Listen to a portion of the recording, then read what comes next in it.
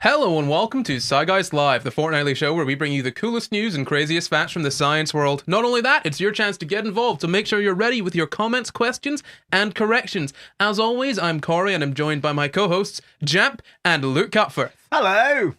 Hello there. Hi. Welcome back. It's been a while. It has, hasn't it? You know, a fun thing that's been happening in every video I've been filming, I've accidentally been doing my Sci Guys outro every single time I try to do my video outro. Every single time. It's been not fun. Shall we start the show? Yeah. I think That was Corey's story for this week. That's my story. I hate this show. I want to stop. No, I'm joking. I think you should start doing your video outro at the end of these live shows. No, my video outro is a minute of like me trying to remember what I'm supposed to say and then just finishing it. You know, that's what editing How's that different from this? No, I don't like editing it. I think it's funnier to leave it in. Okay. Just like a live show. Look, why don't you give us your story? So, if you guys follow my Instagram, do you follow my Instagram? Begrudgingly. Oh, that's what I've been meaning to do. That. At Luke Cutforth on Instagram. You may know that I recently bought some shoes for my wedding. They are vegan shoes. They look like leather. They feel like leather. They act like leather, but they are made of plants. So this is the future of our world. So right now we have this like incredibly useful set of materials, like leather, for example, that are really good at what they do. So we don't want to give them up, but we're working out ways to basically make the same thing in a way that is more sustainable and hopefully also coincidentally a little bit less cruel. So this is called a substitute good in economics. Now, obviously, in any movement like veganism or environmentalism or whatever, you get these waves of people, like, for example, the three of us, who will genuinely make large changes to their lives for ideological or ethical reasons. But there are many people who don't have the time to change, the money to change, the will to change, the access to knowledge to change, or the resources to change. So, in a world where you know, the actions of everybody create problems for everybody, you've basically got to create the same product from a different source, or a substitute product from a different source, so that the world actually changes. And that good so far? Makes a lot of sense, yeah. Just a quick interjection. Yeah. When you say source, it sounds like sauce, and I think that's fun. Please continue. Vegan sauce. Okay. So, in this scenario, leather becomes a form of vegan leather. And next up, what do you think the next one is? Jamp, Corey, you know, because you had to sign off my story. Jamp, what do you think the next one is? After vegan leather? Well, what do you think another thing is that we might have as a substitute? From the same animal. Vegan milk? How did you guess that? From the same animal? Yeah, well, Right. it just moved up a bit. So next up, we're going from cow's milk excreted from cow breasts to cow's milk secreted from microorganisms. Yeah, that makes sense. But I'm surprised we've not done it sooner. It's still cow's milk, though. It is still cow's milk, Okay. chemically, But not from a cow. but not from a cow. Okay. So there's a guy called Ryan Pandya, and he is Microbe milk. Sorry, it's microbe milk, isn't it? my cow milk. So there's a guy called Ryan Pandya, and he is a bioengineer and also the CEO of a company called Perfect Day. Now, once upon a time, Ryan Pandya was looking for a vegan bagel, as I'm sure all of us have done I had a before. vegan bagel this morning. Right? And Ryan Pandya stumbled on what has been described in the articles I've read as a sad soya cream cheese. Now, cheese is a really hard thing to get right as a substitute. A lot of vegan cheeses suck, as I'm sure you have all experienced. I generally liken vegan cheese as smelling like baby sick, but that cheese is smelly in general. So, like, you know, true. maybe that's actually great if you're in the cheese world. I think the issue with vegan cheese is that it doesn't get all of the qualities right. You can either have a good melting one or a good sort of tasting one or a crispy one. You can't get one that does everything that cheddar does, you know? Sure. There's no good vegan cheddar. Yeah, that's true. Well, he starts looking into how he can make cheese. Not like replacement soya cheese or coconut cheese or whatever we would have, but actual cheese without using a cow. So cheese, after all, is basically just a bunch of chemicals. Ultimately, it's not even being made by the cow. It's being made by these cells called alveoli. These are cell clusters within the breast tissue, and ultimately, those alveoli are just controlled by genes. So Ryan Pandya and a guy called I assume a guy, actually. I don't know. I didn't look up their gender. Perumal Gandhi great name, who had exactly the same problem but was on a totally different side of the world. Together they created this company, Perfect Day, and this company runs giant bioreactors designed to produce and grow microorganisms which are genetically engineered to secrete milk proteins. This is not a milk substitute. It's just making chemically identical milk with no cows, right? Right. Why are you laughing at this, Jeff? No, it's exactly like lab grown meat. It's just but for milk. Well, exactly. Yeah. Kind of This is exactly. what I studied at uni. It's kind of... Oh, it is. Right. Why Yeah. am I telling you about this? You should be doing this I'm story. enjoying it. It's nice. Reminds me of being back in first year, except, I don't have a hangover. Proud father. Well, not that bad of one. So the thing is, when I was reading this, I thought that people might think this is weird. And like the thing I thought about this was like, the thing we don't like to realize is that the world is on some levels a lot more simple than we might like to imagine. Like milk being made by a cow, like I said, is just a bunch of microorganisms within that cow or part of that cow secreting milk proteins, etc. inside the cow titty. Now, milk actually, it turns out, is basically 4 casein proteins and 2 whey proteins, some fat, some sugar, and some minerals floating around in a bunch of water. That's it. That's all you got to make. That's milk. So it's not some magical thing that comes out the cow. It's just a bunch of chemicals. We know how to do that. So the New Scientist basically described these as 2 movements. Now, Jamp, you have just alluded to this. The 2 movements that are set out by the New Scientist basically said, on the one hand, you have companies that are trying to make great animal-free products like oat milk or soy milk or burgers made from nuts or peas or Beyond Meat or Impossible Foods, basically using plant sources to make something tasty, which is a compelling product and a compelling thing to eat, but ultimately it's still just plants. On the other end, you have scientists literally trying to make meat cells grow and reproduce without the central nervous system of the cow, because that's wasteful and also creates the suffering of the cow. And then you have spontaneous meat just growing itself, right? This milk thing is a kind of weird in-between movement where you're sort of manipulating nature into making something that it wasn't designed to make. Shut up. Yeah. We're just sorry. This is something that really gets to me. Okay. No, I'll be quick. Okay, I'll be quick. People have issues with GMOs and unnatural things, but look what we've done to dogs, right? We've made dogs from wolves into what they are now. It's just we're being more specific by actually taking specific genes and putting them into things rather than just saying, okay, breed this ugly looking one with that ugly looking one until we get like a really ugly looking one, then we can call it a pug, right?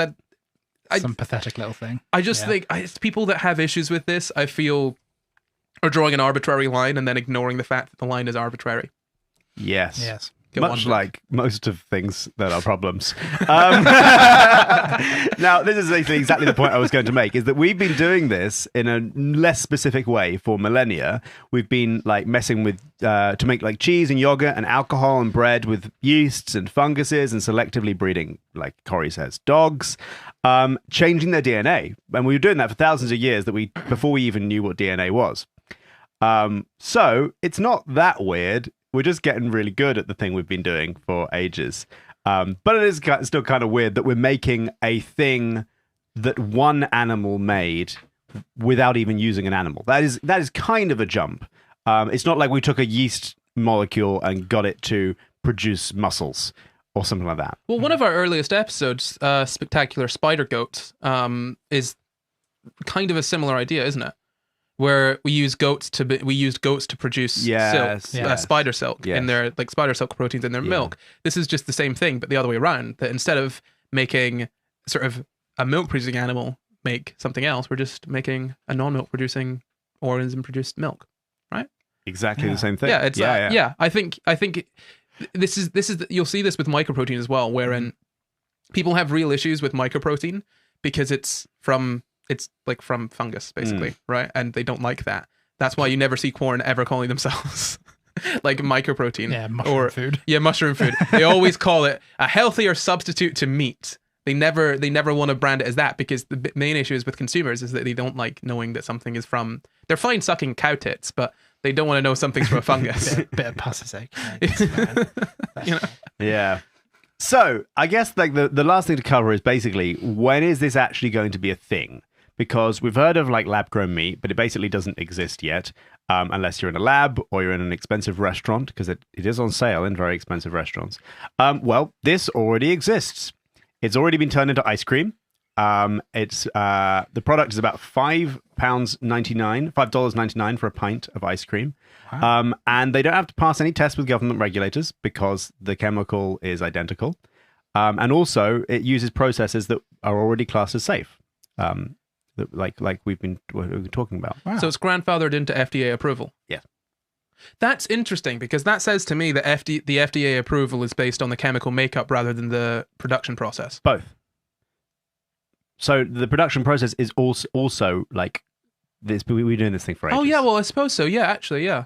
No, that makes total sense. Yeah. Cool. We should maybe get some at some point. Yeah, but it's not necessarily just the chemical. The chemical comes out, of course. But yeah, it's both. Yeah. Yeah. Also, I don't know everything about the FDA approval process, but It's a pain in the arse. I'm sure it is. That I do know. Actually, No, I mean about the FDA. it's okay from the perspective of trying to get something through it. Yeah. It's a lot of steps, which is a good thing, Yeah. obviously, because we don't want to be giving people poison. But well, maybe we do. Yeah, But, especially when it's for consumption. yeah, absolutely. FDA approval is a good thing. I'm just Yeah. saying that if you're trying to get through it, it's a pain in the arse. Yeah. Yeah. So the benefits of this are basically massive because not only does it not mean we don't have to keep cows in captivity, at least for their milk, we probably still will for their meat for a while. It also could be healthier because it's not produced with hormones that we have to give to cows all the time. Cows don't get illnesses, these little fungusy things. Even if they did get the little microproteins, even if they did get illnesses, that might not be an illness that would be passed on to us, which it would be more likely to with a cow because it's closer to us. It also wouldn't secrete blood into the milk, which, if you don't know about that, Very It's good. my favorite part. Ah. You know how much I love blood. yeah. It's the spice, isn't it? Yeah. Yeah. Love me some blood. Or pus. Very good. Yeah, no pus in the milk either. It also means we can cut back on antibiotic use because that is a potential cause of a future pandemic. And also, I mean, it is. Forget viruses. Just wait till you find out about super bacteria. Oh boy. And you can control the amount of fats and with the type of fats that go into the milk because there are some fats in milk that we might not want to be consuming. And if we could make designer milk, then that would be lovely. And finally, it could be produced with as little as 1.2% of the carbon output as the same amount of milk. So 80 times less carbon per liter of milk, which is pretty incredible. Yeah. And the best thing about it all, really, the reason I wanted to talk about it is because it doesn't actually require any change on the part of anyone because humans don't change that easily. You buy exactly the same product. It is literally identical. It comes from a different place, sure, but you don't need to know that. And the thing is about it is, even if customers will be a little bit weird about it for a while, it doesn't necessarily end up having to be flagged to the customer because sure, you might not want to buy it in the shop, but Starbucks might substitute their stuff in. Biscuits that use whey protein might substitute their stuff in. And although sorry, Corey, you look very Sorry, concerned. I'm just thinking. I don't mean to interrupt. Just imagine the conspiracy when people find out Oh, God. that Starbucks has replaced milk with lab-grown milk. Like, it would Sure. have to be like, Sure. yeah. It's, Conspiracies are not a reason to not do things. Consumers No, are- I mean- yeah. Conspiracy as in- theories, sorry, not conspiracies. No, what I mean is that if you think, like, I feel like it's very hopeful to think that this is going to be an easy transition. Is all I'm saying. I would want it to be. All I mean is there's a milk in an awful lot of stuff you wouldn't expect there to be milk in. And it's those little, like, far down the supply chain things where this might, like, if this just gets to be the same price as milk, or even a little cheaper than milk, it won't take long for that to just slowly trickle into the supply chain because it's going to be, like, those companies aren't thinking about, like, a company that makes biscuits that get sold in Asda aren't going to be thinking about, like, the conspiracy theories about Asda biscuits. They'll be thinking about, like, what's the cheapest milk? How do we get the cheapest milk? Oh no, absolutely. What I'm saying is that if those changes are made, I can absolutely like The consumer foresee. facing brands are the ones that will get the conspiracy theory crap. I can absolutely see some people being like, "Oh, these brands have suddenly started using lab-grown milk. We don't trust it. It's not coming from a cow. Yeah. What else could they be putting It's into got it?" microchips in it. Because people are stupid. Like, I mean, people will do Yeah. silly things. I mean, I've been dealing with a Yeah. lot of that recently. But yeah, No, it's cool. It's a cool idea, though. The one thing that might hold it back is the legal definition of milk.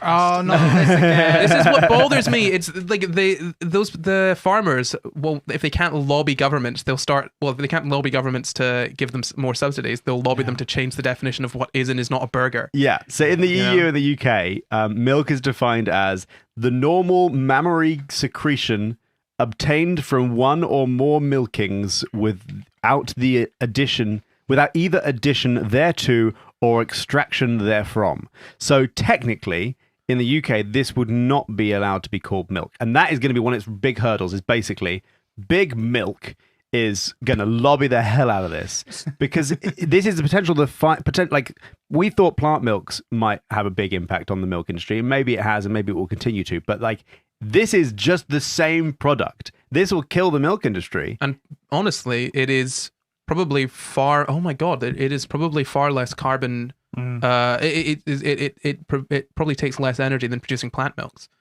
Most plant milks, at least almond milk, especially. Well, sure, yeah. Yeah. Right, because it's getting the thing out. It's microbes. You could probably feed them with waste products from other things. Yeah.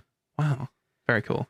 Although, if you can do that, then you can get the same thing out of oats, can't you? You can get like a microbe to produce the same thing we extract from oats or want from oats to make oat milk.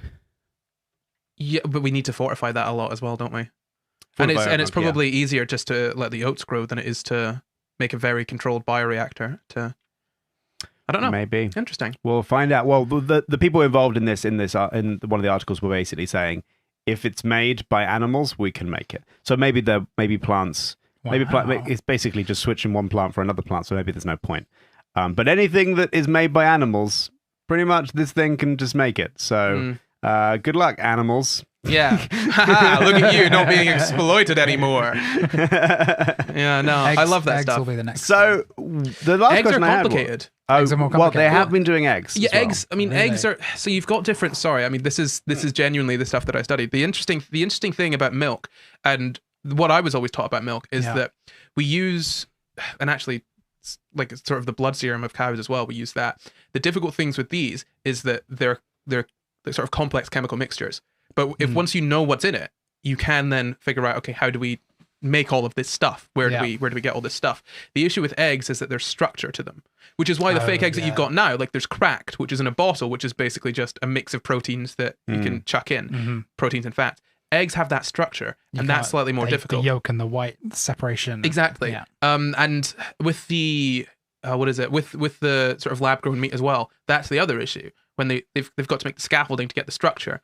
Milk doesn't have a structure; it's just in water. Little liquid. Yeah. Floating around. Yeah, it just floats around in there. Flowy boy. So yeah, my last question is basically, will you try it? Because to me, I don't even like milk anymore.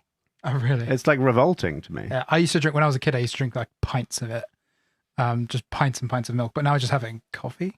And that's pretty much it. Cereal. I switched to oat milk. Well, I switched to soy milk and then I started to prefer the taste to regular milk. Yeah. I mean, I'll absolutely try it. I don't mind. I think. I'll try it. Yeah. I think for butter and cheese probably, because I actually saw. I want to get this for the podcast. I saw.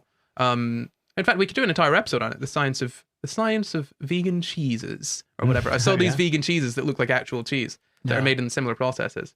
We could get the milk as well. Be cool. Yeah. Let's do it. Big taste test. Yeah, let's do it. Let's get a big taste test going. Do it on Patreon. Yeah, there we go. There you go. Yeah.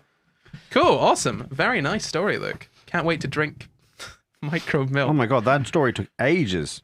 Did it? No. No way. No. Usual time. Okay. Jamp, have you got a story for us today?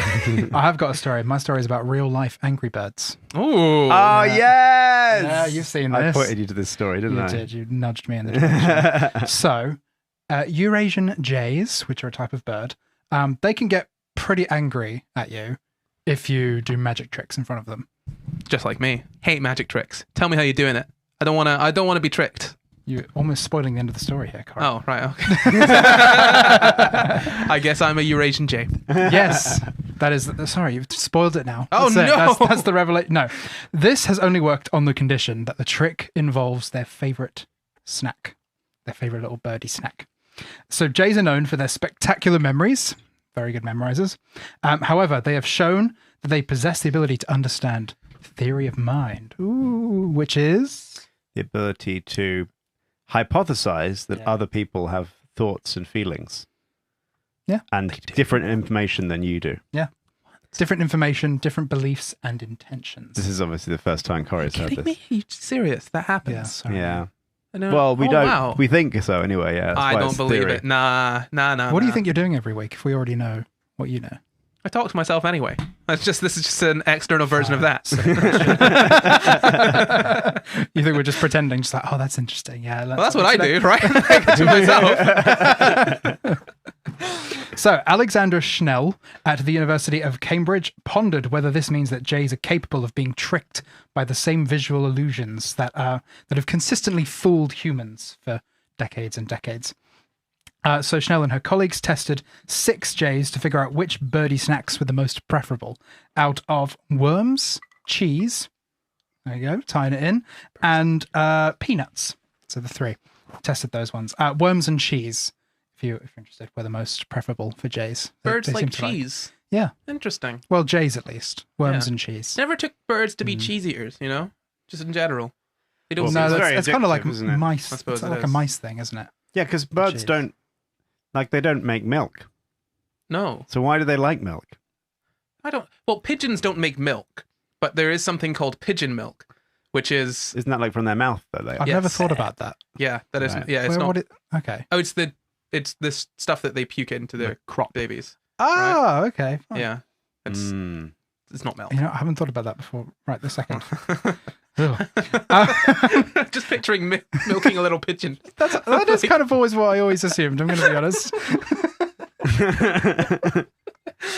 Anyway, so they chose their favorite snacks, and then they were shown a magic trick called the cups and ball trick. Are you familiar? I can imagine. One of the oldest magic tricks in the world, isn't it? It's one of the oldest magic tricks ever. It's where you get, usually with humans, you get a little ball and you put it under a cup, and then there's other cups, and you like mix them around, and then you got to figure out. Usually you follow it with your eyes, and you're like, okay, the ball's under this cup, and then the ball's gone, and it's not anywhere to be seen. But they did a bird version. So they got their favorite little snack, whether it was a worm or a piece of cheese. They showed the jay putting it into the cup, so that the researcher got the snack, put it into the cup, and then turned the cup over. And there was also another cup that they turned over. There was an empty cup, and then it was the jay's job to flip over the cup. Had a little string on top, so they can grab it and go, eh. And then they flip over the cup, and then they go and get their treat. It's very good. However, Sorry, Luke's story is about scientists making milk to feed humanity without any cruelty. my story is about magic tricks on birds. No, I love that there are scientists studying ways to stop climate change and heal the world, and there's other scientists studying what happens when you do a magic What trick in front happens of when you do a bird. magic trick on a bird? Yeah. Amazing. Yeah, that is it. However, Priorities. yes, right, indeed. Some birds weren't tricked. They genuinely got the treat if they got it right. However, some birds were tragically fooled. There was a bit of sleight of hand involved. So they showed the snack going into the cup, and then with a bit of trickery, as they flipped over the cup, they replaced it with a less desirable snack, usually a peanut or a seed. Travesty. And who wants a peanut or a seed? Not me. Disappointment. Actually, I do want a peanut. I think Yeah. the birds should really just. I mean, I would take a peanut or a seed right now, yeah. Yeah. But I think the birds should really just be happy with anything that they're getting. I can't believe they're this picky, to be honest. Yeah, you're a bird in a Yeah. science experiment. You're lucky you're not being, I don't know, killed for something, right? Wow. So, if the jays were expecting to find their favorite snack under the cup, but were instead met with a disappointing discovery, they tended to behave in a few ways. If they were tricked, you could say, if the magic trick was done on the jay, they would behave in a few ways. They were more likely to check the second cup to be like, where has it gone? Is it under this one? If you read into it like that. They were also more likely to repeatedly pick up the same cup over and over again, as if they were like, "Oh, it must be here somewhere." Well, no, I mean that makes sense because That's what I you'd would think do, like, oh, maybe yeah. they've stuck it somewhere in the cup. That the jay's not as dumb as you'd think. Yeah, Still pretty dumb though. still very dumb. What a magic trick. They were also, on average, slower at taking the food that they didn't like as much than the other birds. So they would like begrudgingly pick up the peanut and eat it. Go, Fine. if at all, because sometimes, in some cases, they rejected the food entirely. That to me, I read this story as well. I thought that was insane because it's like, what do you want? Yeah. There's no peanut. Oh, there's no worm or cheese. Like, there's still a seed. Just eat it. Just like, Get over I yourself. don't want a peanut. I want a worm. Okay, yeah, but replace that with a fiver and like 100 quid. Yeah, but I absolutely think that someone would reject a fiver, being like, "No, the 100. Where did you put it? I know you lied. No, do you want? Screw this. Fiver's a fiver. I'm not going to be insulted by this fiver. Goodbye." And of course, I wouldn't do that. I'd take the fiver because a fiver's a fiver. But some people may not. I think I don't know. It makes sense. Maybe if they're really rich. That actually comes into it because, in fact, Oh my god, they've got rich Jays and poor Jays. yes, the higher the social rank of the jay, the more likely they were to ignore the food that they weren't expecting. Now, how they measure social rank, I'm not going into the social rankings of jays. No, give us your Quite tier right list of now. all the Jays, please. Tier list, J tier list right now. Do it all. All jays, number one. All other birds below that. Socialist, dirty Yeah, socialist. Sorry, yeah. Birds. Everyone's equal, except jays are on top. They also, the highly socially ranked ones, had stronger reactions, such as squawking and flying away. They would fly away. They'd be like, and they would fly away from the food, as if they were in a huff. I can't believe scientists just spent weeks pissing Okay. off some Jays. Corey, Write that Corey. down. The jay was pissed now, off. I know that you like to say that all science eventually has an app. What is the... I know, and I know that you can't necessarily see the application of this. Please hypothesize. Why are they? Why is not why are they doing it? Because some people are really interested in birds. Why is someone funding it? Why is someone funding this? Understanding the intelligence of animals. So you're talking about the theory of mind, so it makes sense to look in to see how, whether Jays know they're being tricked, if they can understand it, and also the fact that you've said that Jays with higher social class, or not so higher sort of social standing. Whoa, no, classism in Jays. The fact that like you could see how they react differently, and I guess it just helps you understand the intelligence or consciousness of Jays to a greater extent, which in turn can help us understand ourselves. Okay. Yeah. Right. Sure. There you go. How does this link to theory of mind? We'll kind of get there. Schnell has said they would get very cross. It's hard not to anthropomorphize, but you could feel their frustration. It's a great quote that I picked out. It was a very good one. She thinks that this may be because the dominant birds learn that they have easier access to food.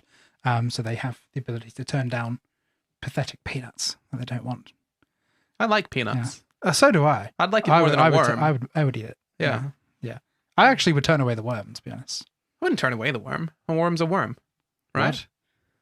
So if I were to give you a worm, would you not turn it away? Got a whole jar of worms downstairs. What? Yeah. What, for your rat? Sure. But have you ever eaten any of them? No, but I love the smell. So then you are turning them away whenever you walk past them. I'm not turning them away. I'm not turning away all the food in my cupboard whenever I walk past it. You love the smell of worms. Sorry, did I hear that? Do you want me to go and get the jar of mealworms so you can smell how good it is?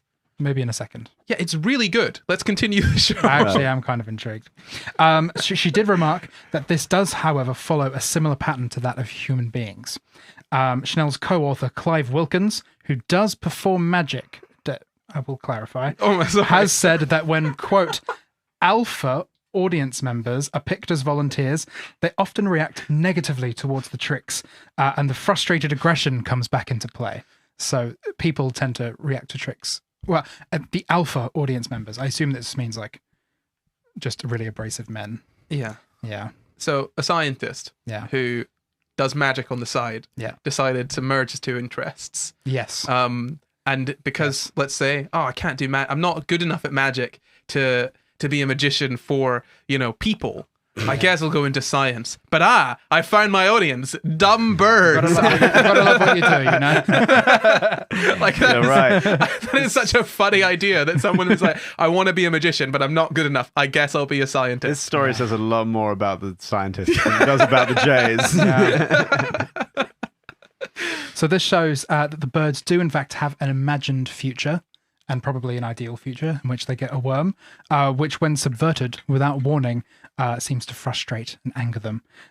So why would jays have this ability to remember where food might be, or like the desire to remember where food might be? Well, for when they're hungry? Yeah. So jays are corvids, right? They're in this similar family to crows and ravens, which are the very smart birds. They probably hide food and from other jays because they're all dicks to each other because they're smart enough to be. But not only that, they're like stealing food from each other. So if they see another bird, another jay, hide away a worm, they will remember that, and when the jay leaves, they'll go steal their worm. But if it's like a peanut or a seed or something, they might ignore it because they don't want peanuts or seeds. I'm not doing that for peanuts, mate. No. Worms only. Yeah, and that's my story. Sorry, so how does that link to theory of mind? Just the fact that they know that birds will hide away a worm thinking that it's hidden, but they can see. They know that the worm... Do they get mad at the person doing the trick? Yeah.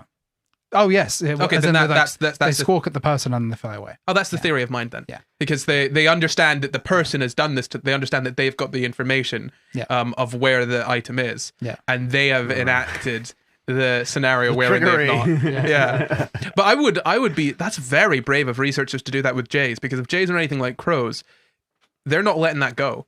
No, they're also bigger than I thought they were. Yeah, big. Yeah. Big birds. Oh, well, they're not huge birds, but they're like... I thought jays were like this. No, a jay is a fairly large bird. Yeah. I mean, all of those birds are quite big, and they will tell their friends that you've been mean to them. So I mean, that's what I'm saying. You've got to be like, it's very brave to wind them up. To piss them all off. They'll alert the others to the trick. Be like, don't be tricked.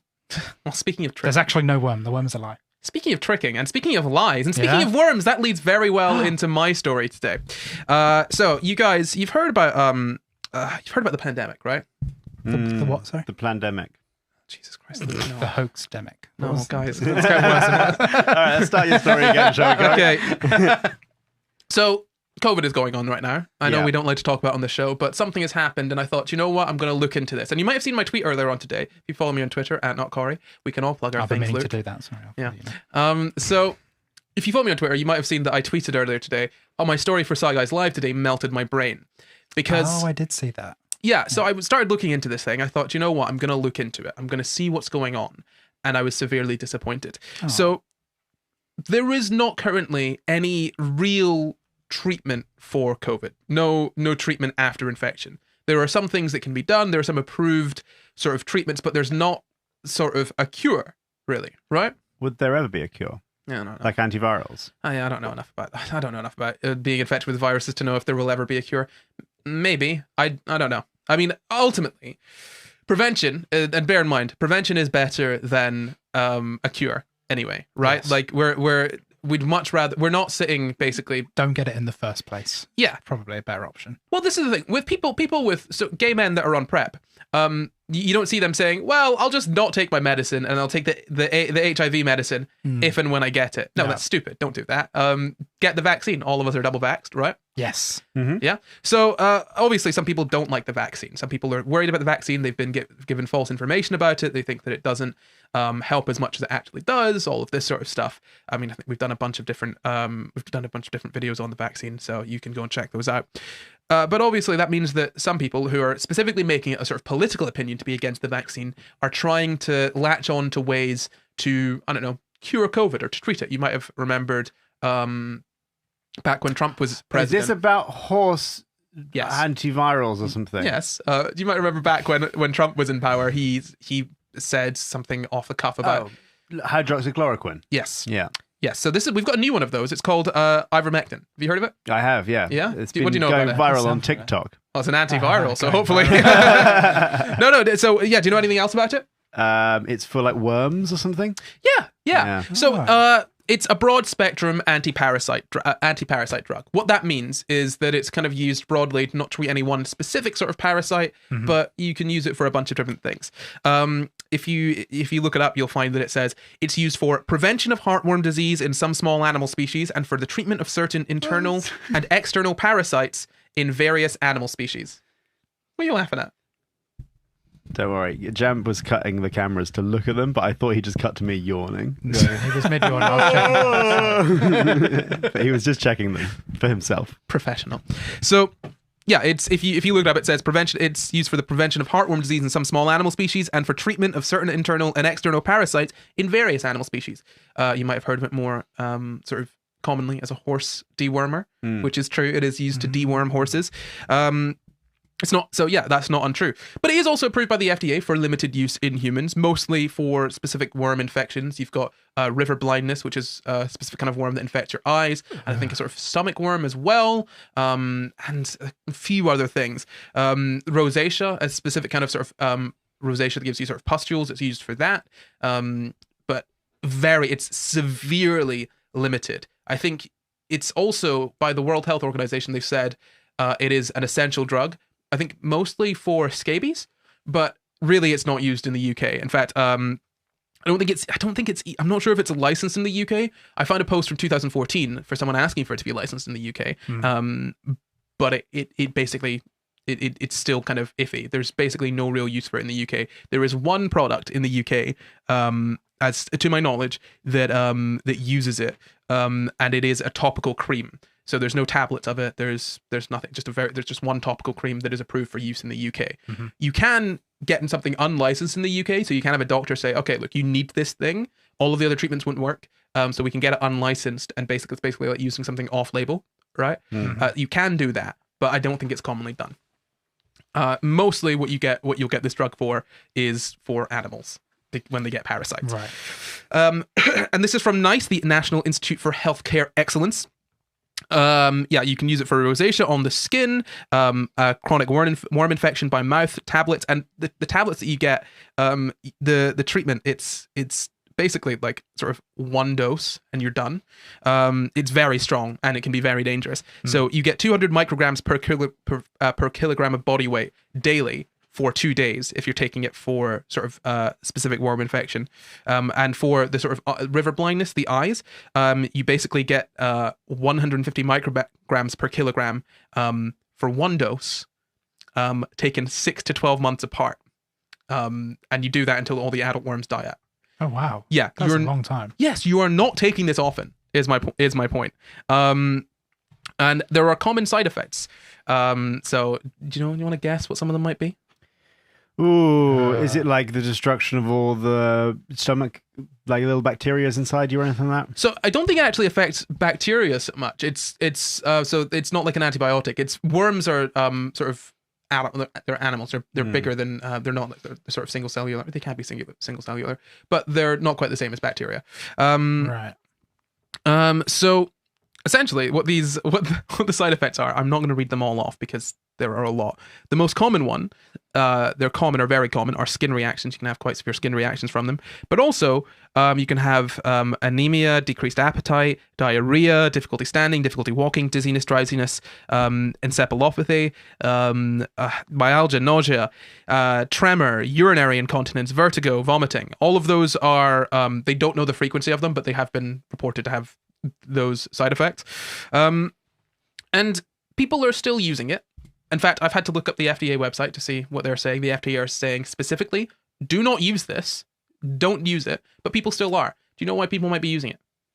Like, have you heard of where this came from? WhatsApp? No. Close though. There have been a couple of studies. That have sort of looked into the use of it in people to treat COVID. Yeah. But none of them have actually, I mean, look, I'll just read you, I will read you the sort of a little bit from a study that I read, which was looking at multiple different studies, looking at the sort of efficacy of this drug to treat COVID. It says it inhibits the replication of viruses in vitro, in test tubes in the laboratory. So it suggests that it would have an inhibitory effect on severe acute respiratory syndrome coronavirus 2, SARS-CoV-2. It'll have a severe impact on COVID replication in the early stages of infection. Currently, evidence on efficacy and safety of ivermectin for prevention of COVID and infection is still conflicting. Basically, what it's saying is that people have been looking into it. In sort of test tubes, it can stop the replication of this virus, but that doesn't mean that you can use it in a person, right? In vitro and in vivo are very different things. You can have a drug that works really well in like sort of in a test tube, in a sort of isolated, oh yeah, it'll stop the replication of COVID. If you put it into a person, it could kill the person, right? Right. Yeah. And thus far, there have been... That does stop the replication of COVID. It does the job, doesn't it? Yeah, but then so would a bullet. Yep. Yep. Have we tried that? Are there any studies about that? No, Luke, they're not. If you shoot a test tube full of COVID, does it work? I feel like that would spread COVID more. Oh, Because you aerate it, right? You get it into the air. I feel like true. that's a case where it doesn't work in vitro, but oh boy, does it work in vitro. It works better if you shoot the person. Okay. No, we're not going to go around shooting unvaccinated people. That's not what we're saying here. Okay. Again, I want to put this out there that the people are basically getting this stuff. They're getting horse dewormer. This is why people are talking about it, because they're not able. It's not easy to get from doctors. You basically need to get it on prescription. They're not getting it from their doctors. Yeah. Some people might be. They're basically getting the version that's used for animals. And Right. I looked up a vet website and I've looked up the FDA, and they've both said, obviously, don't use medicines meant for animals because they've only been approved in use of those specific animals. And it might actually harm humans to use them in them. Even though we use the same antibiotics in animals as we do in humans sometimes, the specific formulations of the drugs, the specific strengths of the drugs, and also different sort of additives that might be in there for stabilizing the drug, or any other number of things, might not be safe for humans. Because we have different systems. We have different sort of immune systems slightly. Our biology is quite different. For example, there are diseases that we can get that other animals can't get. There are foods that we can eat that other animals can't eat. You can't give dogs raisins or chocolate. You can't give rats, you can't give male rats citrus fruit. But we love to eat all of those things, Can't right? give people raw meat. You can't give people, well, you can. Can you give people raw meat? Yeah, you can give people some raw meat. Some raw meat. Yeah. Not loads of raw meat. You can eat raw meat. The issue is you need to make sure that it doesn't have bacteria on it. Yeah. Which is why you can't have a raw burger, but you can have a raw steak because the bacteria tends to be on the outside of the steak rather than the inside. Yeah. So you can eat raw meat. You can't eat there's a bunch of things that we can't eat rotting meat, really. Vultures, other animals can eat carrion. We can Love that stuff. Yeah, you love it? You love some No, rotting they meat? love that stuff. Oh, they do love that stuff. Oh boy, they do. love that stuff. So the thing is here that there is conflicting evidence. There's not solid evidence that it's useful. In fact, I found an article from a month ago looking at a preprint, which is basically something that is published sort of before it's properly gone through sort of peer review, right? Yeah. It's just said we've got some of these results. Let's have a look at them. They're going into the sort of journal now, but it's a preprint, and it's Yeah, we've done these before where people have drawn scientific conclusions from preprints. Yeah. So someone looked into it. A master's student actually looked into it and found that one particular study had just copy and pasted a bunch of information from articles talking about COVID and word replaced them with a thesaurus. Yeah, to the point where I think they called SARS, severe acute respiratory syndrome, extreme specific respiratory syndrome, because they were just replacing words with a thesaurus.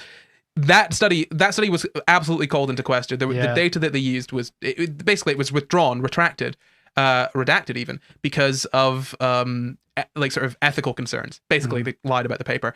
And there have been people studying this, right? There are people studying to see whether it can be used. But just because people are studying it now, it does not mean that you can use this drug that is used usually for horses to treat COVID instead of getting a vaccine. Just get a vaccine, because that has been studied. That has been labeled as safe. We know that is safe for you. Using a bloody horse dewormer. I don't know how you can be uncomfortable with a vaccine, but really comfortable with horse medicine. Right. Going into your body. Miniature rant that I've been staving off for as long as this has been in my head. I talk about the vaccine fairly often, and often I'm told, well, it's not been approved by the FDA. It actually has been given emergency use authorization for the FDA, and in fact, the Pfizer vaccine has been given FDA approval. It's the reason that they haven't had FDA approval, as we've spoken about before, is because FDA approval is a lengthy process that requires a lot of steps and can't be moved around in a certain way. Yeah. Whereas emergency use authorization looks at how safe something is and looks at the emergency that we're in and says, okay, it is met this level of safety. We are going to roll it out because we don't have an effective treatment otherwise, and this will save a lot of lives. This specific ivermectin has not been approved by the FDA for this use. It's supposed to be used in incredibly small doses, and people are just basically like popping them themselves because they think it can help with COVID. Just get the vaccine. I cannot understand how people will say, I don't trust, FDA approval is what is stopping me from getting this vaccine. I've not got the vaccine because it's not been approved by the FDA. I don't know what's in it. It's not been around for long enough. and then will go ahead and take something that the FDA, if you look at the FDA website, long-term effects. I have like 7 pages from the FDA up on my computer right now saying, do not do this. This is bad for you. You could die. The fact is that it seems to me that people they aren't super bothered about what actually, what the FDA say. They just don't want the vaccine because they're unsure about the vaccine. It's a new thing and it's scary. And they're being offered all of these different alternatives that honestly are probably worse for them. Now, it could come down the line that a specific formulation of ivermectin at a specific dose given at specific times by doctors in a specific setting could be beneficial for the treatment of certain of COVID, right? But right now, we don't have any evidence to support that. And if you're taking that instead of just taking the very simple preventative measure of a vaccine, Jesus, man, like consider why you're doing that. Yeah. So I just want to say, should they be using it is my next little part. And again, I'm going to quote from a specific study here. Based on the current very low to low certainty evidence, we are uncertain about the efficacy and safety of ivermectin used to treat or prevent COVID-19. The completed studies are small and few are considered high quality. Several studies are underway that may produce clearer answers in review updates. Overall, the reliable evidence available does not support the use of ivermectin for treatment or prevention of COVID-19 outside of well-designed randomized trials. Basically, what I'm saying here is just because you, as a random person off the street, sees that there has been a study that says ivermectin could be useful in the treatment of COVID does not mean that you should self-medicate using that, because that is one study, and just as a person off the street, you're probably not qualified to judge the quality of the data. And do you know who is qualified to judge the quality of the data? You. No. The NHS, World Health Organization, and FDA, all of whom have specifically said, do not do this, just don't. You could die. I'm the FDA. I'm the FDA, and I'm telling you, don't do it. In fact, I do another quote from. That's right. Another quote from the FDA says, "Taking large doses of this drug is dangerous and can cause serious harm. For the love of God, please stop taking isolated studies out of context and saying this is going to help, because what will help is the vaccine." I've said it over and over again. But I just want to reiterate that the science of the vaccine has actually been worked on for over a decade. We've actually used we've had studies, long-term studies on mRNA vaccines, not specifically for COVID, but for cancers, and then also moving on from that for infectious diseases. We've had studies on them for cancers for over a decade. So we do have some long-term idea of what RNA vaccines do to your body. And the answer is not that much, because it's RNA. It won't integrate into your DNA. It's just not how RNA works. Any real long-term problem with the vaccine, we would have expected to see some evidence of it by now, specifically a few months afterwards. We would have expected to see that, and we haven't. So all the evidence points to right now the vaccine being safe. And if you're waiting for long-term studies on this vaccine, you don't understand how it works clearly. Especially if you're waiting for long-term studies on the vaccine and using ivermectin instead, because the studies on ivermectin say it's very dangerous and it's only used for very, very, very serious infections, usually when all other drugs don't work. Yeah. Right? It's usually when all the other drugs don't work. And I think my last thing to say on this little ivermectin rant is that I've seen a lot of people talk about skepticism, right? I'm a skeptic. I'm going to remain skeptical of what's put forward by the NHS, FDA, World Health Organization, because I don't necessarily trust them. Now, what I would say to that is that being skeptical does not mean not believing anything. That's not what skepticism is. Mm-hmm. Being skeptical means asking questions, and when those questions are answered with reliably, then you should accept those answers. If you question everything and disbelieve everything, you're not being a skeptic. You're just not believing anything except for the things that you want to believe, right? Mm-hmm. Because if you're going to be skeptical at ivermectin as you are about the vaccine, no one would be taking it. The aim of being a skeptic is to no longer be a skeptic.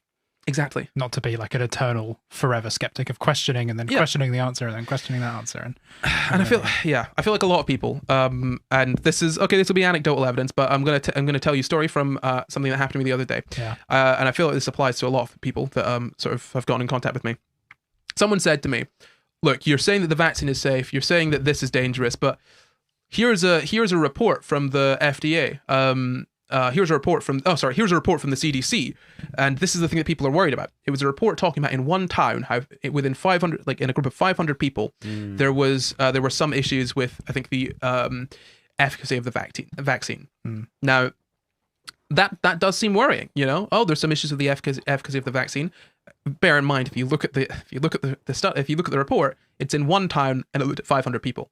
That does not apply to the entire US. It could be a fluke. It could be anything. Now, that was in the screenshot that the person sent me. So I looked up that report and I read the whole thing. It was a page long, maybe 2 pages. I scrolled down to the discussion section, wherein it said, this data should not be used to draw any conclusions about the efficacy or safety of the COVID-19 vaccine. So my point here is that often, it seems to me, when people are being skeptical, they will see something that makes them question something, and they won't seek out the answer. Because in that instance, the answer was on the same page. Yeah. You can't say, I'm worried about this, and then find the answer on the same page and be like, oh, well, I'm still worried about it. You can be worried about it, but if a scientist tells you, my data should not be used in this way, and you start using the data in that way, you're not being a skeptic. You're just hiding your bias from yourself. Yeah. The point of being a skeptic is to want to seek the answers. It's to want to have the answers. Absolutely. Yeah. Absolutely. Yeah. Yeah. And the answers thus far are ivermectin bad, vaccine good. And even if ivermectin does become helpful, still get the bloody vaccine, because it's going to reduce the severity of your symptoms, reduce your chances of spreading it to other people, reduce our chances of getting variants and strains that are spread more easily and are more deadly. All of those things could happen if you don't get vaccinated. You are increasing your risk of harming other people by remaining unvaccinated. So please go out and get the vaccine if you can. We've all done it, and none of us have grown an extra limb yet. I've had 2 of them. Very good. Two extra limbs? No, two vaccines. Sorry. Just, just one extra limb. I've only got, good to know. The usual number of limbs. Which is how many? Which is 3. Yeah, 3. Okay. Wait, you lost a limb? Yes, from the vaccine. Oh, wow. But it grew back, surely. They took it away. It was the payment for the vaccine. You pay an arm and a leg, but luckily they grow back after a few months. They only charged me an arm. Going up and up, aren't they? Well, that's institutional racism right there, clearly. No, serious conclusion here. There is no evidence to say that ivermectin is going to help you with COVID-19. And even if there were, preventative treatment is always preferred over sort of treatment after the fact. So ivermectin potentially being a good treatment for COVID-19, which I hate to even say because there's no solid data supporting that as of the recording of this, it's not a reason to not take the vaccine. It really isn't. Just go out and get the vaccine. It's quick, it's easy, and it's free. Cool. That's it. That's my story. Yay! I'm interested to know what you said something about the vaccine and research into cancer. Okay. What is this? So I've never heard of this before. I was trying to get a drink off camera, Luke. You can't vaccinate cancer. Sorry, I'll talk for a moment. La la la No. So Sorry, you can vaccinate. drink. You can vaccinate against the risk of certain cancers. Oh, of course, you can get HPV. So the HPV vaccine, because the human papillomavirus can sometimes result in certain people, AFAB people, developing certain cancer. Getting that vaccine can limit your risk of cancer. However, this is a different. I've not looked super into this, but this is an RNA vaccine, which is sort of the goal of it is to vaccinate against certain cancers in certain ways. And if you think about it, it can kind of make a bit of sense, because while you can't necessarily broadly vaccinate against all cancers, we do know the certain pathways that through which some cancers form, right? Because if we remember that cancer is not one specific thing, it's basically the sort of unregulated growth of cells which just refuse to die and can then end up spreading to other parts of the body. That's generally what cancer is. And there are different things that can cause this unregulated growth and refusal to die of cells. And so if you can stop that, then you can sort of prevent the cancer. I've not looked super deeply into it, so that may not be specifically what they're looking at. It could be something more similar to the HPV vaccine, but they were looking at RNA vaccines for cancers, and then they started looking at them for non-infectious disease. They started looking at them for infectious diseases. I think a few years ago, 2018 or earlier. So I obviously don't know an awful lot about cancers, but I'm interested. One last question before we move on is like, so obviously RNA vaccines aren't doing anything to your DNA. No. As you're talking about there's like certain viruses that can increase your risk of, for example, certain types of cancers. And so you can vaccinate against those viruses that cause those cancers or lead to those cancers. And so, but then if there's just a type of cancer where it's just a mutation, you can't vaccinate against that, can you? I don't want to say without affecting the DNA. No, I don't want to. Yeah, I don't want to say no. Cancer is like the sort of concept of oncology is complex, so I don't want to outright say no. But how about this? I'll look more closely into what they're doing, and we could do an episode on it. Cool. Yeah. Great. Yeah. Cool. There we go. Good. Yeah. Very nice. But that I was honestly so shocked when I posted about my second vaccine, and I had like messages from people on Instagram going, I'll do what I was like, go get your vaccine. And I thought, I'm literally just saying that to a bunch of people who are going to go get their vaccine. And then I got a bunch of messages going, I'm not good. Don't tell me what to do. Or like, no, I'm young and fit. And I was like, oh my God, you're in my audience as well. Whoa. Yeah. But these are like young people. Like, I don't, Well, it's very easy to get taken in by misinformation. I mean, I went toe to toe with Joe Rogan again recently. In a face to face. Face to face. In person. Many of his fans want that to happen because they think he would kick my ass, which is true. But also that doesn't mean that I'm not right. That's very funny to think about that. Yeah, right. Like, the fact that people want to see that. Imagine like, oh, this guy says that Joe Rogan is wrong about vaccines. Well, Joe Rogan can kick his ass. Joe, go beat him up, please. My dad could beat up your dad. Sure, okay, but like your dad's still wrong about vaccines. It's not like my dad can beat up you. Yeah, right. Like sure, an MMA guy. No, I'm not. I've not got no chance against him. Yeah, right. But I'm a big bloke. But I'm not taking Joe Rogan. My point is that I having mentioned that Joe Rogan is wrong about vaccines again. I have many people in my DMs, in my comments, blah blah blah, talking about vaccines being bad, and invariably. I mean invariably, none of them have a deep understanding of how vaccines work. And I feel bad saying that because it genuinely makes me feel a little bit crazy. And I'm not joking. It makes me feel a little bit crazy because when you say something online, you guys all know this, when you put yourself out online, there is the chance for people to disagree with you. And if you want to be sort of responsible with that platform, you'll need to question when people disagree with you as to whether you're actually wrong or whether they are wrong. It's a very important thing. Yeah. And I take that very seriously. And it makes me insane sometimes when I start questioning myself and I start seriously questioning whether I'm wrong about the vaccines. And then there's this little click when I realize every single one of these people that talk to me about this, whenever I press them on it, because I always like having the conversations. I think it is valuable to do that. Whenever I've had the conversation, it always gets to a point of them saying something that sort of betrays their understanding of vaccines. They do not understand how they work, the efficacy of them, where they've come from, how long they've been in development, how specifically RNA vaccines work. They don't understand that. Yeah. And it's just interesting that the main sort of push against this vaccine from regular people rather than the sort of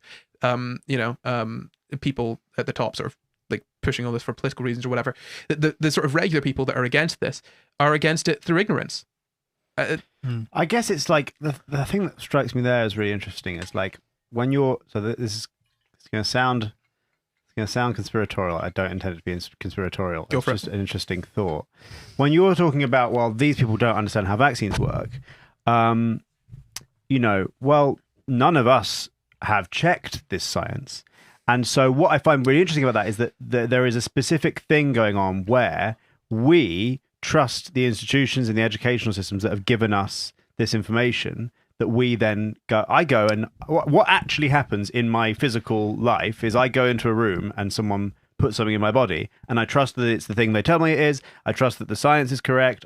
There's so many levels of trust there, and I'm great with that because I do trust it and I do understand the thing I've been educated to believe, and I just find that so it's so much deeper than the specific permutation that you're in of an anti-vaxxer, because there's levels of trust there, which is such a wider problem.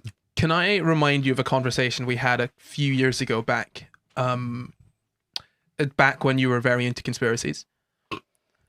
Was I very into conspiracies? That's a weird sentence. I don't think I was very into conspiracies. Well, not very into them, but... Do you mean when I was going crazy? Yes. Right. Well, that's a different thing. Well, I didn't want to say... I wanted to say that and hope that you would say when I went crazy. Right, sure. So...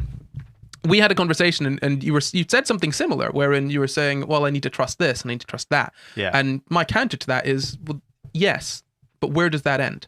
Of course. There is, if you start believing in conspiracies with no evidence, and you start believing that all evidence that you're being given is fake, you cannot trust anything. What ends up happening, and you see this with conspiracy theorists, is they trust what they want to trust. Generally, I think with Joe Rogan specifically, is that people don't necessarily care about the evidence, because as we've seen, people can say it's not FDA approved as a reason to not get it, and then when it is FDA approved, they're like, we can't trust the FDA. Yeah. It's not about reaching a certain point of evidence where you believe it. It's about, I have this preconceived notion, and this validates my belief. Therefore, I will trust that. That's because when you get deep into conspiracy theories, there is no level of trust. You can't trust anything, because you can always, like, I love it. That's why I love conspiracy theories. You can always come up with an idea for why something why something is fake. I love coming up with ideas for, like, conspiracy theories where, oh, this is actually being hidden from us. That's actually a secret. This and that, blah, blah, blah, blah, blah, whatever, right? It's so interesting to me. But when you get too stuck in that, you then are unable to trust anything. So the only thing that dictates whether or not you believe something is whether it validates a preconceived notion of yours. And that is harmful in and of itself, because then it means that, like, science and reason and logic, none of that matters. None of it matters. Evidence doesn't matter. What matters is what you feel like what you want, right? So when you start talking about that, and we have to blindly trust the institutions, sure, that is, you can make that argument, but then I'm not making that. No, I'm not saying that you can make that argument. One could make that argument, but then you have to then set the line there. Where does that stop? We're setting, like, when it comes to science, right? Like we can't necessarily you get to the point where you can even be like, well, you can't prove that polio was eradicated. How can you prove that polio ever existed? Right? You can't, unless you specifically experienced all of those things. You can't prove anything that is outside of your own experience, right? No. There is a level, but you say no, but can you? But what I mean by this line of, obviously you can't prove that things that happened before you were alive happened, because you're just trusting But historians. not even things that happened before you're alive. Yeah. Things in different countries. I have people saying to me that I'm being paid by the American government to say this, that I'm being paid by Snapchat to push vaccines. All of this, that I'm buying into CNN. I don't think I've ever watched CNN in my life, because I'm not an American. And yet people will still tell me that everything that I believe because it is what the left wants, and what the progressives, the wokes are telling me to believe about vaccines. And that, whereas, and they'll say, oh, this guy has no understanding, he clearly just watches CNN. I studied this at university. I have looked at data, and I understand the concept of vaccines. And if it's all completely made up, then sure, then everything could be made up. Stop believing in anything. Yeah. Right? And my issue here is the inconsistency, because you can say we don't trust these institutions, but that's not true. They don't trust the institutions on vaccines. Yeah, of course. And then they go and trust the institutions on, like, horse everything stuff. Literally every other thing. You don't see people saying, I'm going to grow my own food because I don't trust the FDA to approve this or that. You don't see them applying this lens to everything. Right. Okay. Right? So what I said there as saying, oh, well, Corey, but it's just an interesting thing.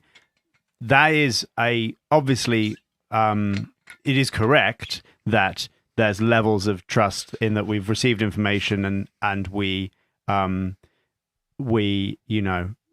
trust that information without checking it ourselves. But the opposite of doing that, i.e. questioning everything, is not what these people are doing, because they will happily trust those institutions on things that confirm their biases. Exactly. And question everything. The thing is, question everything. Yeah. This has been bouncing around in my brain for a while. Question everything doesn't. By the way, why don't people get questions into the chat while I'm talking? Yeah, we have Q&A coming up. Get your science questions in. Question everything, and this is so important. Question everything does not mean disbelieve everything. And question everything does not mean, and sort of, I've seen a lot of people saying you need to sort of make your own mind up. You need to come to your own conclusion. That's something that I've been told a lot. As someone that studied science at university, specifically biotechnology, where I specifically had modules on vaccine production and how to get vaccines through the FDA, right? How to get vaccine from an idea right through to the point of being used by the public. That is literally something I had to study in getting my degree.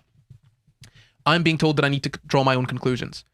And the issue with me is that I'm not drawing my own conclusions on this topic. Whereas people like Joe Rogan and people that listen to Joe Rogan are drawing their own conclusions. They're forming their own opinions. And my point here is that you are absolutely not qualified to draw any of your own conclusions on a scientific process that you have no understanding of to any degree, right? You drawing your own conclusion on that does not mean looking at it and getting a gut feeling, because your gut feeling is probably going to be wrong because you don't understand what you're talking about. Drawing your own conclusion is looking at the sort of looking at the data, not necessarily looking at the data, but looking at the sort of compilations of the data and looking to see who is sort of speaking out against it and who isn't, right? That's more drawing your own conclusion. And generally that involves trusting scientists, trusting doctors, trusting the general consensus, because that's the best that we have. Obviously, sometimes throughout science, there are fringe views that then end up being proven and being drawn into the consensus. But it's not necessarily the job of the public to discern what is and is not what is and is not correct in terms of the sort of in terms of science, right? You wouldn't start saying, oh well, actually we all believe that Pluto is a planet because we do, and therefore it is, right? That's not how it works, because you don't understand. You make a good point. These people can't define what a planet is, so how can you draw your own conclusion on something you don't understand? You wouldn't, the same people that say this, you got to draw your own conclusions, I highly doubt they're going to walk into a hospital and say, hey doctor, I feel sick, and the doctor says, well, you've got stage 4 cancer, and they say, no, and the doctor's like, well, we need to give you chemotherapy, and they're like, no, I'll be fine. That's not FDA approved. That's not what's happening. And they'll come up with reasons for why it's okay, because it's happened to people for like X amount of time, but they don't know enough about the topic that they're talking about to actually know that. They don't apply that same lens to everything. Right. The inconsistency is what bothers me. Because basically the idea I got, because I looked into a lot of this stuff, as I said, when I was going crazy, and I got this feeling of like, basically what was happening was like I was questioning all the assumptions I'd made about the world, all the things that I'd just been handed by the world and had gone, yes, that's true, and that's what one form of going crazy is like, is questioning all these different assumptions, and then, but not even just questioning them, doubting them. And I started thinking about like, okay, well, what if I'm in, like, how would I know? If I was born into, say, like somewhere like North Korea, how would I know to question the things my government was telling me? I would just assume they're correct. But what you're describing is not people who believe the North Korean government and people who doubt the North Korean government. You're describing like people who just like pick and choose what to believe as evidence of their things that they want to believe. Yeah. So and then ignore all the other things. This is what frustrates me to a degree as well, because I had a thought and it's suddenly gone from my head, but it'll come back in a second, so I'm going to keep on talking till it arrives. North Korean government. Before that, I think. Okay. Questioning all your assumptions? Oh, yeah. So what baffles me is that often this becomes quite a political thing, right? It often becomes a political thing. I'm not saying that people against the vaccine are overwhelmingly sort of right-wing, except they generally are when you account for the fact that the reason that black people tend to be less conservative, is particular in America. Okay, black people tend to vote Democrat because Republicans are racist. If you start bringing up the party switch, shut up. Black people tend to vote Democrat, right? Black people also have a mistrust of the health organizations because they have historically treated black people incredibly poorly. Interestingly, I showed up on a conspiracy theory Reddit where someone was saying, I clearly don't understand the history of vaccines. We did an episode of that. Clearly don't understand the Tuskegee syphilis experiment. We did an episode on that. Yep. I clearly don't understand a number of other things, which I quickly searched my name along with Sci Guys, and that topic came up with a video. Someone in chat said, I have a few anti-vax friends who are refusing to take it because they compare it to the Tuskegee experiment. And they think the vaccine is racist against black people. This is the key point here, because when people question authority and people question these things, they do not do it appropriately. The same conservatives that are saying the vaccine, you don't trust the CDC, don't trust what they're talking about in vaccines, because think about what Fauci said, right? Are the same people that are saying don't trust critical race theory, which is specifically a theory which seeks to critique the understanding of race in America. Or in the world, really. But if we're talking about Americans, the race, like the issues of race in America, people will not question authority appropriately, right? If you look into it, you can see racism is prevalent throughout our sort of society. Sexism is ableism. All of these different isms and whatnot and phobias are prevalent, and they are structurally baked into our society, and they are institutionalized. They are there in the sort of spirit of laws, even when they're not there in the letter of laws. Right? Why do you think there are mostly white people in suburbs? From redlining, like the issues of sort of redlining have continued on to today, even though they're not specifically written in the letter of the law. But people don't question that sort of thing. People don't question the fact that, say, for example, maybe it's a bit messed up that in our society there are a few people at the top who control a massive amount of capital, and there are other people who are unable to gain anything they need to survive without engaging in that market, engaging in that system and selling their labor. Right? People take that for granted. People think that's absolutely how the world can and should work, and they don't question it. When you try to look into the origins of capitalism, you find people saying it comes from human nature. The only reason that capitalism took so long to happen is because there were other things that got in the way. Capitalism is the way that the world works. People don't question things appropriately, right? Because when you do question things appropriately, you start to see racism, you start to see sexism. But people will ignore all of that and start finding issues of, the vaccine is all bad. If you think about this, think about it really logically here. If the vaccine was actually awful, right, and they were using it to wipe people out or to make them infertile or to make people more pliable, why on earth would they make the vaccine kill the people that aren't getting it? Yeah, I saw a funny comedy thing about this where it was talking about, well, if it's designed to cull the population, they're just going to be left with all the people who don't obey what they're told to do. And another key point for when you want to understand whether something is a crazy conspiracy theory or there is actually a plot by the elites is look at who it targets. Now, I've mentioned already that black people mistrust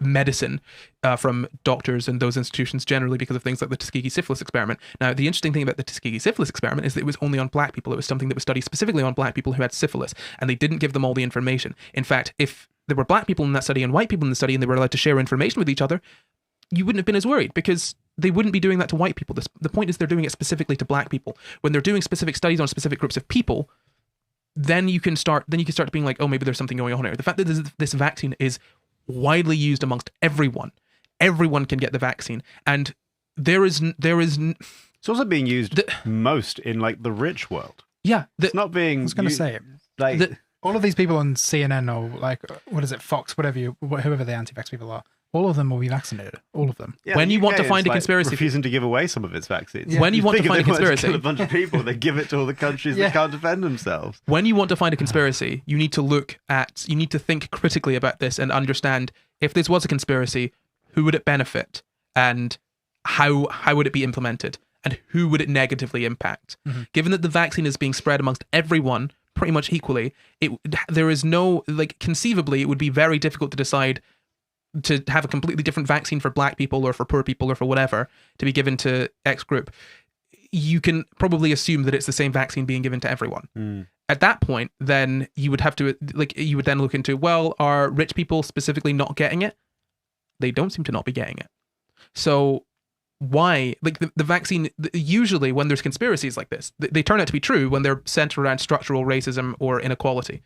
And if you can't see any method of providing unequal opportunities or giving something out like in an unequal fashion, then it's unlikely that it is true, right? Mm-hmm. If this vaccine is free and available to everyone equally, so it's very unlikely that it is that it is being used to negatively impact black people, and that's for all the people that black people that are like sort of worried about the vaccine. Like genuinely, there is no real way to structurally sort of sort it out so that it negatively impacts black people more than white people.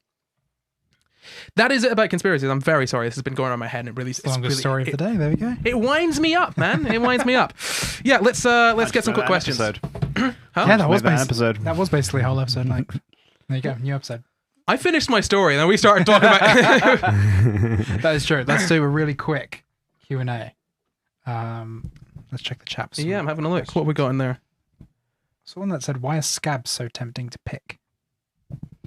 Satisfying. Don't know. Yeah, satisfying, I guess. Yeah. I don't know. Why are scabs taking to pick? It's Yeah. something to pick. For me, it's like the same feeling as like bubble wrap or Yeah, but Just why like would the need to do if that. picking your scab off makes you more likely to get an infection and die?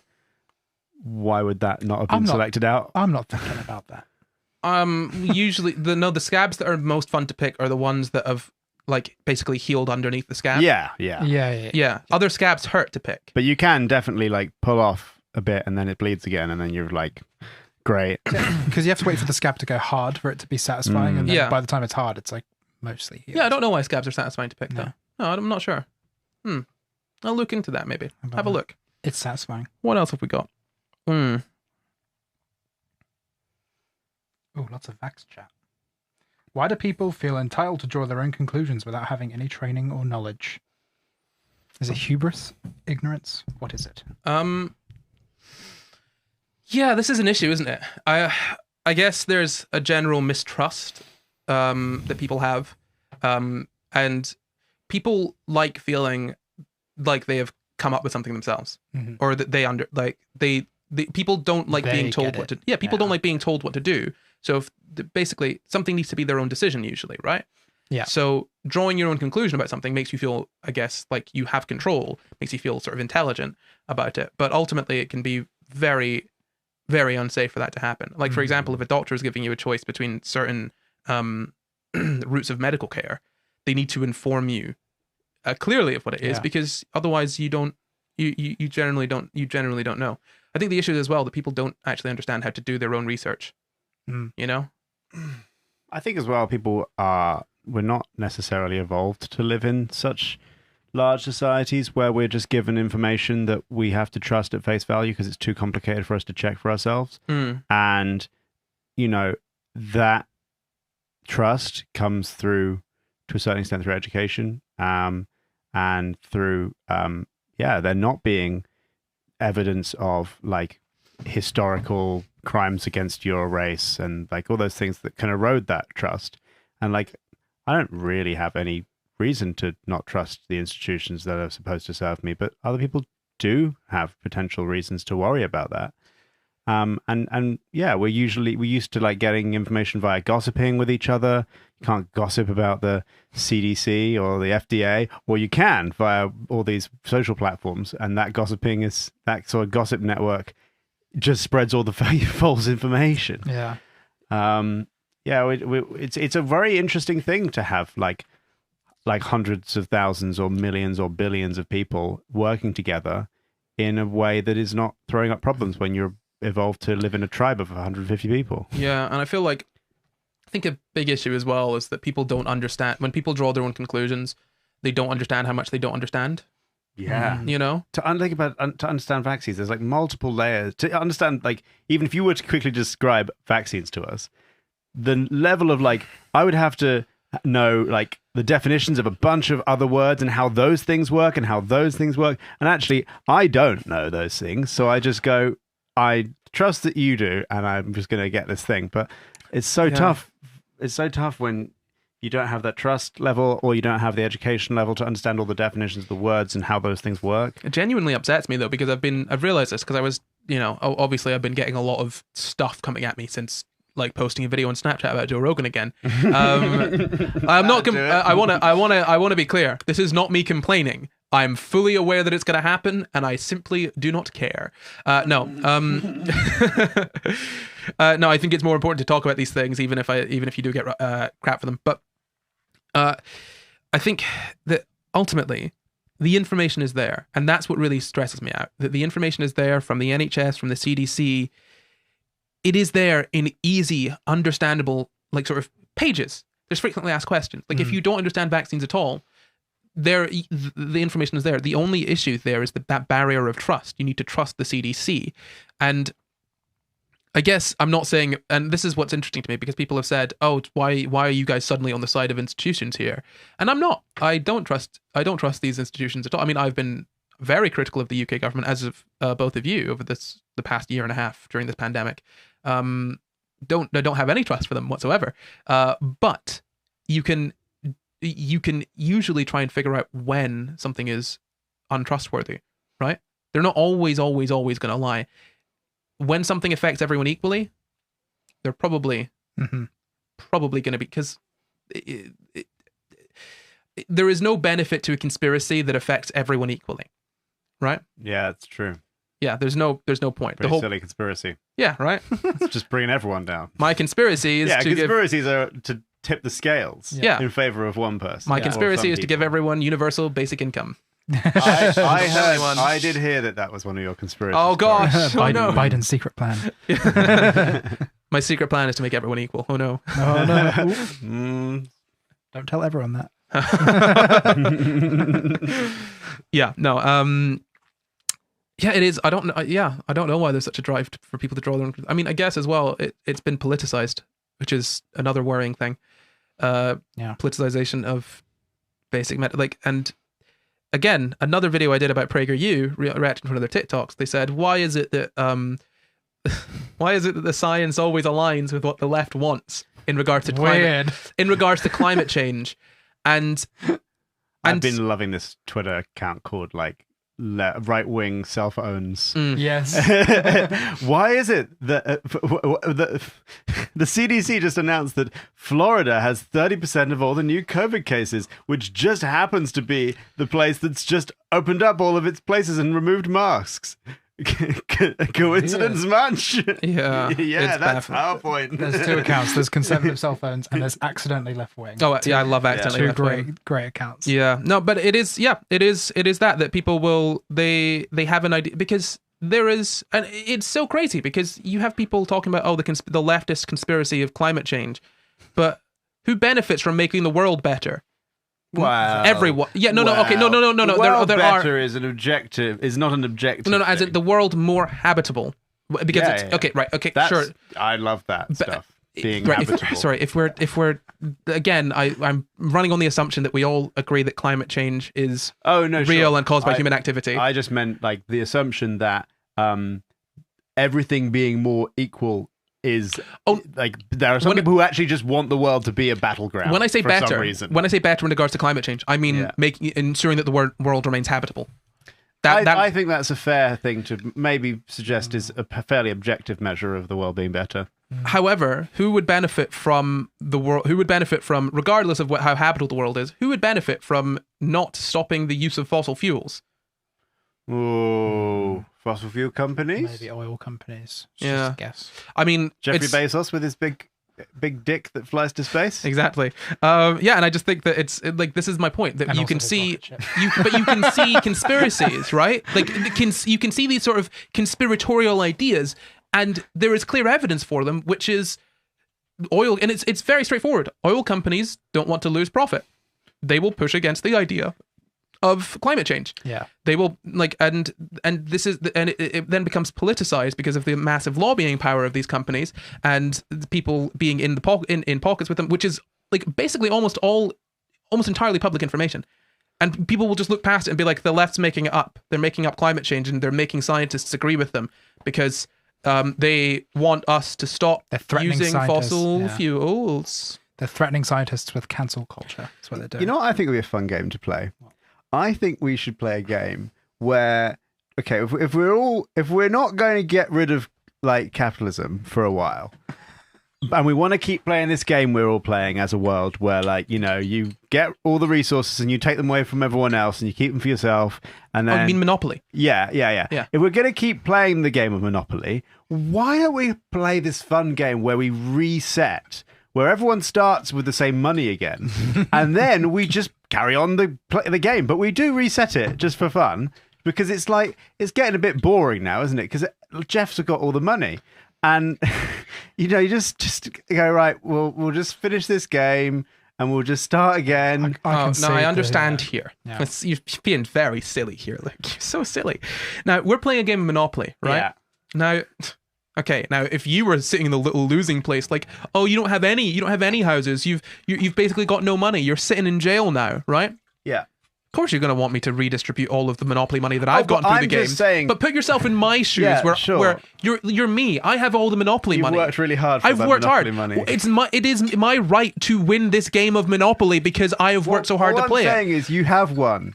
You've No. won, and I'm just saying, But I could lose if again. you're really good at it, as you claim, if you've got all the money because you're really good at it, not just because of luck and stuff. If you're right, you have nothing to worry about us starting again because you can You'll get be it able all to do again. all over again. I shouldn't have to. I don't want to. It's mine. Well, It's not yours. It's mine. thing is, if you don't do it, we will cut your head off eventually. So. We don't want to get to that point. That is historically how the game ends if you don't give it up. It's really funny, I think, because I'm going to quickly touch on this, that people have said, oh yeah, it's a genocide of the rich. You can't call it a genocide if you could choose to not be rich. You could choose. You could just say like, oh, hold on. Okay, never mind. There you go. I am now at the normal level of wealth.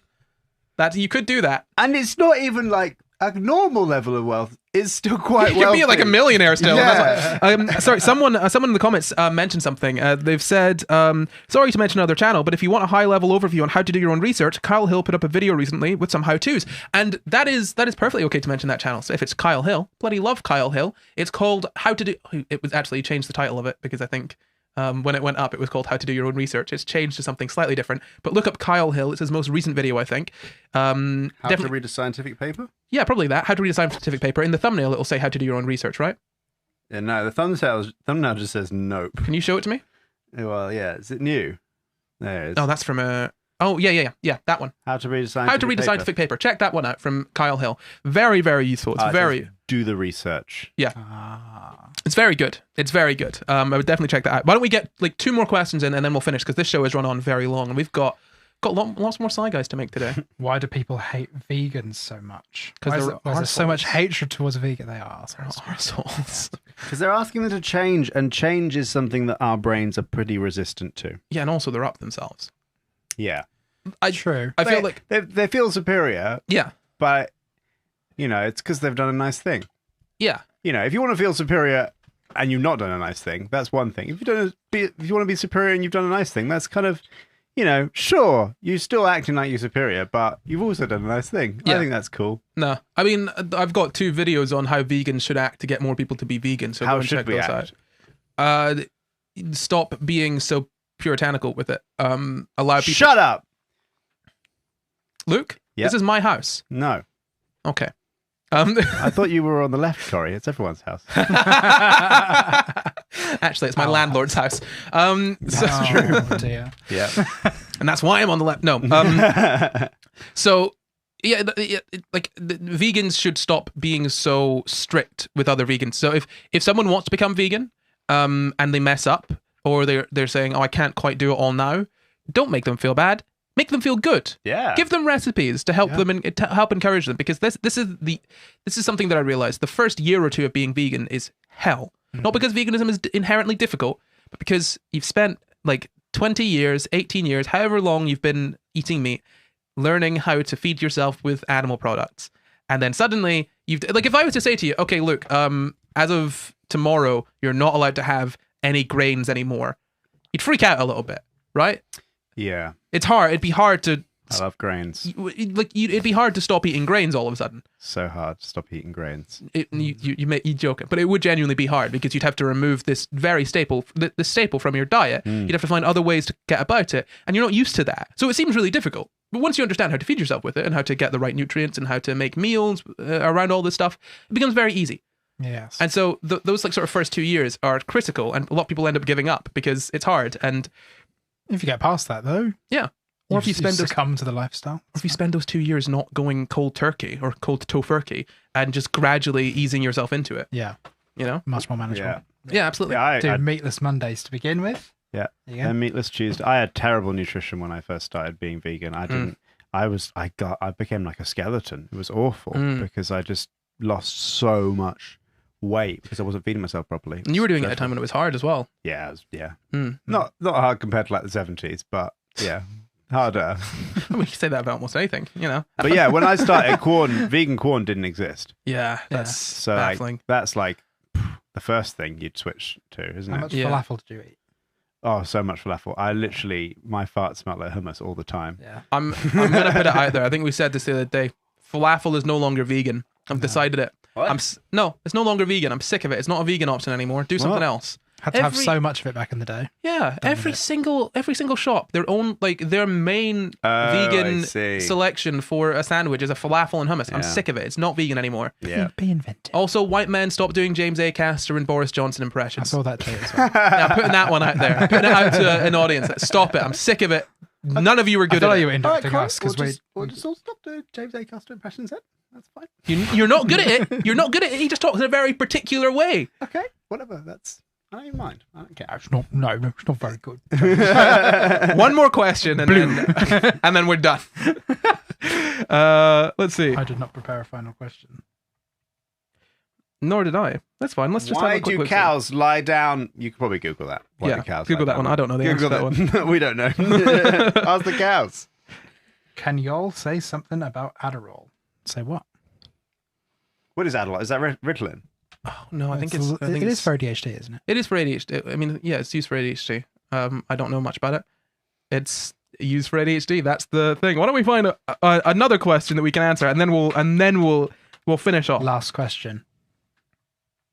Oh, okay. Question for the lads. Do you draw a distinction between what is you, i.e. your consciousness, and what is the automatic reactions and processes of your brain? We talked about this kind of recently in an episode, I think. Yeah. Or maybe I touched on it. Yeah, you must know. Where I said we were talking about internal monologues. Oh, yeah? And I was talking about how I'll have an initial thought about something, like a reaction to something, and then another part of me will stop that part and be like, oh, no, you can't think of that because this reason and this reason and this reason. But I guess so, kind of, in that way. I guess the thing I struggle with that question is like, well, how do you know? Well, how do you... I would say all of it is an automatic thing. Yeah. Yeah, You're just experiencing all of the levels of it. Yeah. Well, not even all the levels. You're experiencing one level. A lot of other stuff is hidden from you. So, like, if I'm thirsty, right, I get the subjective feeling of thirst, right? Then I make the decision to go and get the water from here. But I didn't make the decision. I just was thirsty. And then I did the thing that I do when I'm thirsty. And did I even make the decision to get the water, or did I just experience my brain making the decision to get the water? And then get the water. You create the experience of you deciding. Have I decided? Yeah. Yeah, we've done episodes touching on this before. Ultimately, I feel like the consciousness idea of yourself is kind of a bit of an illusion to an extent, because there's a lot of stuff going on under the surface that you're not aware of. So I think the only way you generally can operate as a person is separating the you from everything else. So I'm in two minds about it. I've kind of got a dichotomy up here, wherein I am aware that the me is probably just automatic reactions, and the experience that emerges from that is almost an illusion to explain those reactions. Blah blah blah blah blah. Whatever. I'm aware of that, but also generally day to day, I'm just like, I'm not keeping that on my brain too much.